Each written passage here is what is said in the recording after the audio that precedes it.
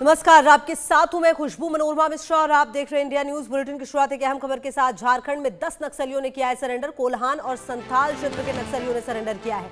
Police और CRPF के सामने सरेंडर किया है। पुलिस और सीआरपीएफ का नक्सलियों के खिलाफ ये अभियान।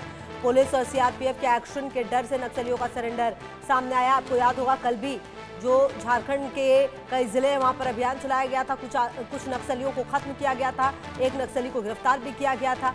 और लगातार जो नक्सलियों के खिलाफ है वो यही अभियान है कि या तो आपको खत्म कर दिया जाएगा या फिर आप मुख्यधारा में लौटकर आत्मसमर्पण कीजिए। सीधी सी यही बात है। और नक्सलवाद को पूरी तरह से खत्म करने के लिए गृह मंत्री ने भी एक डेडलाइन दी है 31 मार्च 2026 की। उससे पहले आप देखिए लगातार कई ऐसे नक्सली हैं जिन्होंने सरेंडर किया है।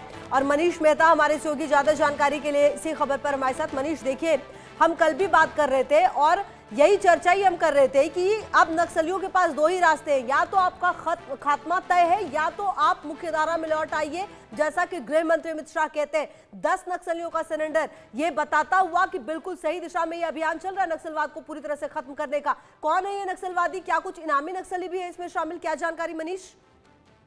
बिल्कुल खुशबू, देखिए ये जो 10 नक्सलियों का सरेंडर है और सबसे बड़ी बात ये है कि जिस तैयारी के साथ ये सरेंडर कराया गया है, क्योंकि खुद प्रदेश के जो डीजीपी है अनुराग गुप्ता वो इस सरेंडर के दरमियान वहां पर मौजूद रहे, तो निश्चित रूप से कहा जा सकता है कि एक बड़ा मैसेज जो है वो झारखंड पुलिस और सीआरपीएफ की तरफ से गया है। और वो ये कि अगर आपने सरेंडर नहीं किया, जैसा डीजीपी ने पिछले दिनों कहा भी था यहाँ पर रांची में मीडिया से बात करते हुए, कि अगर आपने सरेंडर नहीं किया तो निश्चित रूप से झारखंड पुलिस की गोली के आप शिकार हो जाएंगे। और हमने देखा कि लगभग पिछले 15 दिनों में एक के बाद एक कई इनकाउंटर हुए, चाहे पलामू की बात करें या फिर हम बात करें हजारीबाग की। फिर हमने कल भी देखा कि गुमला में 3 नक्सलियों को ढेर कर दिया गया। ये जो बैक टू बैक इनकाउंटर्स हो रहे हैं, इसका कहीं ना कहीं एक साइकोलॉजिकल इम्पैक्ट जो है वो नक्सलियों के ऊपर पड़ता हुआ दिख रहा है। और ये जो आज तस्वीरें सामने आई है चाईबासा से, कहा जा सकता है कि इसका जो सबसे बड़ा इम्पैक्ट है जो साइकोलॉजिकल ये नक्सलियों पर पड़ा है वो ये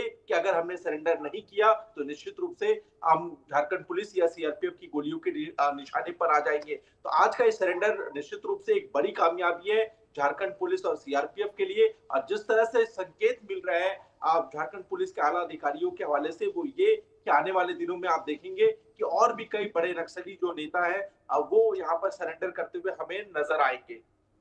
बिल्कुल। और मनीष देखिए कहीं ना कहीं ये बात तो तय है कि अब नक्सली कहीं भी छिपे हुए हों, चाहे छत्तीसगढ़ हो, झारखंड हो या फिर पश्चिम बंगाल हो, आंध्र प्रदेश हो, इनके कई जिले ऐसे हैं जहां से नक्सलियों का खात्मा किया गया है। और कहीं ना कहीं ये भी देखना होगा कि किस तरीके से ये जो नक्सली हैं उनका अब सरेंडर सामने आए, क्या जानकारी इनसे सामने आई। बहुत शुक्रिया मनीष आपका।